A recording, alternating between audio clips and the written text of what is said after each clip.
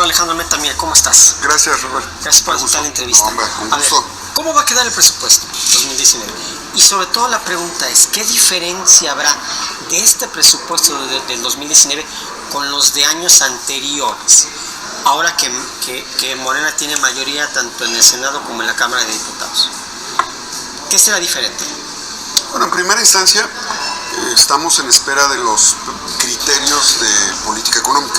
Es el documento base con el cual se genera la ley de ingresos y la ley de egresos. Tenemos un año atípico, es un año de cambio de sexenio. Normalmente el presupuesto tiene que estar aprobado en las primeras semanas de noviembre. Hoy la ley permite que el presupuesto sea aprobado durante diciembre, es decir, del 15 al 30 de diciembre. Así es que es un año irregular en términos de presentación de presupuesto. Todavía hay margen de maniobra, obviamente por el cambio de gobierno. Con esas consideraciones, ya he tenido contacto con el presidente de la Comisión de Hacienda en la Cámara de Diputados, con el presidente de la Comisión de Presupuesto de la propia Cámara de Diputados. Solo en el Congreso, en la Cámara de Diputados hay Comisión de Hacienda y Comisión de Presupuesto. En el Senado solamente hay Comisión de Hacienda y Crédito Público. Y en materia hacendaria, a nosotros nos dan vista como Cámara de Destino el presupuesto de ingresos. Sin embargo, vamos a tener diálogo con las propias comisiones del Congreso, de la Cámara de Diputados. Pero si en este año hubo un presupuesto de 5.2 billones de pesos, así se planteó en la ley de ingresos y en la ley de egresos, estimamos que el presupuesto estará en esos términos, ¿no? 5.2, 5.4, 5.5, puede haber un rango mayor, depende de la definición de los criterios de política económica, que son las variables macroeconómicas, tipo de cambio, el tema del petróleo, el tema de las tasas de interés en Estados Unidos, el tema de la plataforma de producción petrolera en nuestro país, cómo va a cerrar, el tema de inflación. Todas esas variables macroeconómicas inciden en las proyecciones de crecimiento que hagan los organismos. Todos estos aspectos van a jugar, son la definición de criterios macroeconómicos que seguramente a finales de noviembre nos estarán presentando. Ahora bien, pero la esencia de la pregunta es esa. ¿Qué de diferente tendrá el presupuesto de Morena que los que sean el PRI? Es decir, ¿más dinero para qué y menos dinero para qué? Qué bueno, esa pregunta la respondió Andrés Manuel López Obrador hace 8 días que nos reunimos diputados y senadores para revisar la agenda legislativa con él. Él describió con claridad, vamos a dar una cachetada al neoliberalismo. ¿Qué significa esto? No es un tema de agresión, más bien, primero, el salario ha venido depreciándose durante estos 30 años. La inflación ha crecido más que la apreciación del salario. Vamos a evitar que eso siga sucediendo. No tiene que ver con aspectos macroeconómicos, sino más bien con un verdadero interés en materia de políticas financieras para que el salario tenga un nivel de recuperación clara. Bueno, está el tema del Tratado de Libre Comercio, ya con Estados Unidos, con Canadá, donde para el tema de las automotrices se habla de ese tema en los próximos 5 años. Pero concretamente este presupuesto que viene, estas consideraciones financieras, tienen que permitir que el péndulo de la administración se vaya al centro. Los privilegios, las consideraciones de la economía se han ido hacia la derecha extrema, al grado que tú puedes ver en nuestro país al sector bancario que más gana, que es el segundo o tercer país donde más ganan los bancos por el servicio financiero. Eso no puede seguir sucediendo. Tenemos que dialogar, tenemos que llegar a un acuerdo donde México se encuentre en el rango de los aspectos. Esto no está ajeno al presupuesto, porque, Roberto, tenemos que revisar los recursos extraordinarios que llegan al país, hacia dónde están canalizando. Este año 650,000 millones de pesos se fueron a fideicomisos públicos donde no se transparenta el recurso público. Es decir, el presupuesto presupuesto debe tener un rostro auténticamente social, productivo, al campo, a la inversión. Ese debe de ser el propósito. El Sistema Nacional de Planeación Democrática establecido en la Constitución define que los gobiernos, los tres órdenes de gobierno, tienen que administrar la riqueza nacional, tienen que administrar el presupuesto con un propósito: justicia tributaria y justicia distributiva. Esa va a ser la característica. O sea, va a haber más dinero para el campo, para educación y salud, menos para la Secretaría de Hacienda. Menos privilegios. Ahora, pero ¿a qué le van a quitar? ¿A qué áreas concretas? ¿A Sedena, Secretaría de Marina, Seguridad Pública o qué áreas, por ejemplo? Mira, el tema de la seguridad es prioritario, pero debo decirte que el origen del problema de la mala distribución del presupuesto es la corrupción. ¿Qué puede significar en este momento que el SAT te diga que descubrieron un fraude al SAT por 600,000 millones de pesos? Está equivocado el SAT. Está mucho más. Es 2.5 billones de pesos que Hacienda ha permitido a un grupo muy pequeño de consorcios internacionales al cancelarles o al devolverle créditos fiscales. Estás hablando de prácticamente 5 veces el presupuesto en materia en materia social que tiene el presidente Andrés Manuel López Obrador. O sea, primero es el ingreso. ¿Cómo pensamos en gastar? Hay que invertir de una forma distributiva, pero lo primero que tenemos que hacer es recaudar bien. Somos el país que menos recauda en América Latina. Es una vergüenza que Guatemala tenga mayor capacidad recaudatoria. ¿Por qué?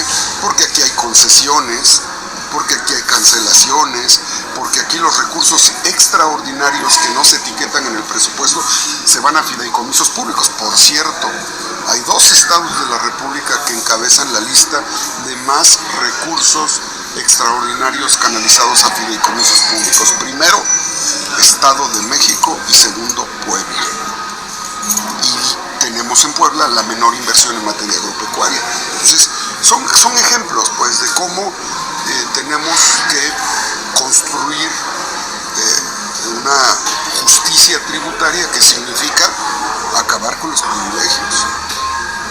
Tenemos que, si bien las leyes fiscales financieras de nuestro país dan incentivos a las empresas, esos incentivos no se tienen que convertir en un sistema de corrupción y de saqueo al país. Cuando estamos hablando de que 2.5 billones de pesos se les han devuelto a empresas entre el 2012 al 2018, estás hablando de una tercera parte del presupuesto de este año. Alejandro, hay un tema de debate por el tema de las comisiones bancarias. Primero decían que sí, luego parece que no. Se cayó la bolsa, se cayó la economía de México. Entonces, ¿cómo va a quedar esto? Es decir, ¿sí se va a reducir las comisiones que cobran los bancos? ¿Sí se va a reducir? ¿Y cómo se haría? No se cayó la economía. ¿Se cayó la bolsa? Se cayó la bolsa. Y esa es una reacción equivocada de los bancos que exhiben su postura voraz, poco objetiva a favor de usuarios que los han mantenido y que los han enriquecido, es decir, el pueblo de México. Los mexicanos hemos enriquecido a los bancos a través de las comisiones. Más de 250,000 millones de pesos son las ganancias de los bancos, porque solo en México se pagan comisiones que no corresponden a los estados de origen de donde son estos bancos. No hay punto de comparación. Es una enorme oportunidad la que tienen los banqueros de visibilizarse ante los mexicanos como un instrumento que busca el desarrollo de nuestro país y no como una institución que pareciera está llegando al nivel de la usura. Por lo tanto, el mandato de los mexicanos el 1 de julio fue contra la corrupción y contra los privilegios. Y esto es gobernantes y sociedad, instituciones. Claro que vamos a escuchar a los banqueros. Hoy mismo estoy planteando a la Comisión de Hacienda y al grupo parlamentario iniciar foros de consulta para analizar en los términos operativos cómo podemos hacer que esta iniciativa que fue presentada por Morena se materialice a favor de los mexicanos, de los usuarios de la banca y desde luego para mantener, fortalecer el sistema financiero mexicano. Pero si tú le preguntas a 10 mexicanos que usan la banca, si les preguntas cuál ha sido su experiencia con la banca actual, te aseguro que vas a llevarte muchas sorpresas. Entonces, sí habrá reducción de comisiones bancarias. Indudablemente. ¿A qué porcentaje se reducirá? Vamos a dialogar. Nosotros creemos, porque no es una ocurrencia, que los puntos de partida tienen que ser los estándares internacionales. Si en España, si en Francia, si en Brasil, si en Londres un banco te da un servicio y se utilizan las tecnologías que están homologadas en el planeta, pues los costos deben de ser homologados. No tienen por qué cobrar el doble o el triple de comisión en México un banco. Alejandro, esta pregunta para mí también es muy importante. A ver, ¿cómo le irá a Puebla en el presupuesto 2019 si no se anula la elección? ¿Y cómo le irá a Puebla si sí se anula la elección y gana Morena la gobernatura? ¿Habrá diferencia en el presupuesto? Es decir, si Barbosa es el gobernador, más presupuesto; si es Marta Erika, menos presupuesto. A Puebla le ha ido bien en el presupuesto, pero le ha ido mal en la distribución del presupuesto. Cuando el dinero se ha ocupado para obras inútiles de ornato, cuando tenemos una deuda oculta de 80,000 millones de pesos, cuando los proyectos PPS están protegidos por 25 años para que nadie sepa bajo qué características se hicieron los créditos, cuando no vemos inversión en el campo, cuando hay un abandono en las juntas auxiliares, en las inspectorías, cuando el sector industrial está deprimido, cuando la economía solo depende del sector terciario de la economía en Puebla, cuando el campo apenas aporta el 4% al Producto Interno Bruto en el Estado. No hay una congruencia entre haber pasado hace 7 años de 40,000 millones de pesos de presupuesto en Puebla a casi 90,000 millones de pesos en este año. O sea, el presupuesto se ha duplicado, pero no así la inversión productiva. Ha habido un despilfarro en obras inútiles. Tenemos la obra más costosa, el museo más caro del mundo está en Puebla. Este saqueo que tienen en el Museo Barroco permanente durante 50 años lo podemos comparar como el negocio inmobiliario que querían hacer en el aeropuerto de la Ciudad de México. Solo la complicidad, solo la corrupción y la indiferencia y la complicidad pueden permitirse que en un estado donde hay pobreza, donde el 50% de la población vive en pobreza, donde más del 30% de los poblanos viven en pobreza alimentaria, se haga un despilfarro de recursos públicos para obras que no atienden verdaderamente el desarrollo. No puedes comparar 15,000 millones de pesos que le das a Audi o 17,000 millones de pesos que te cuesta un museo con 80 millones de pesos que le das anualmente al campo poblano. O sea, es una vergüenza que solo bajo la complicidad del PRI y el PAN popular se pudo hacer en Puebla. Pero ¿cómo quedaría el presupuesto? Es decir, si Marta Erika es gobernadora, ¿cómo quedaría el presupuesto? Los presupuestos. Igual que si Barbosa fuera el gobernador. El presupuesto tiene fórmulas. No va a haber variaciones extraordinarias. pero de nada sirve que tengas 40,000 millones o que tengas 80,000 si lo ocupas para caprichos seccionales.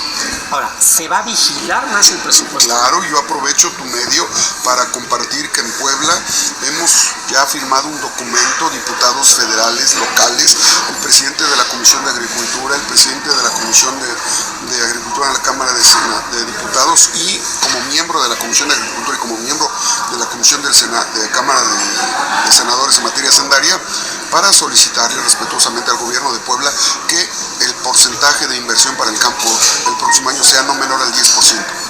Ahora, ¿se va a vigilar el presupuesto? Tanto si es gobernador Amatérica como si es gobernador Luis Miguel Barbosa o alguien de Morena en caso de que se repita la elección. Primero tenemos que asegurar que los árbitros que fiscalizan sean árbitros, porque hoy se ponen la camisa del poder. La Auditoría Superior del Estado es un instrumento que institucionaliza la corrupción y el saqueo en Puebla, que persigue a los gobernantes locales cuando no se arrodillan ante las decisiones del poder en Puebla. Tenemos que asegurar que en la Comisión de Fiscalización del Congreso de la Unión realmente acrediten las auditorías y el seguimiento a las cuentas públicas de manera adecuada. En breve se estará nombrando la comisión bicameral en materia de fiscalización de recursos federales, estatales y municipales, y como presidente de la Comisión de Hacienda voy a tener una vinculación muy directa para que le pongamos un freno al saqueo brutal que ha tenido Puebla y el país.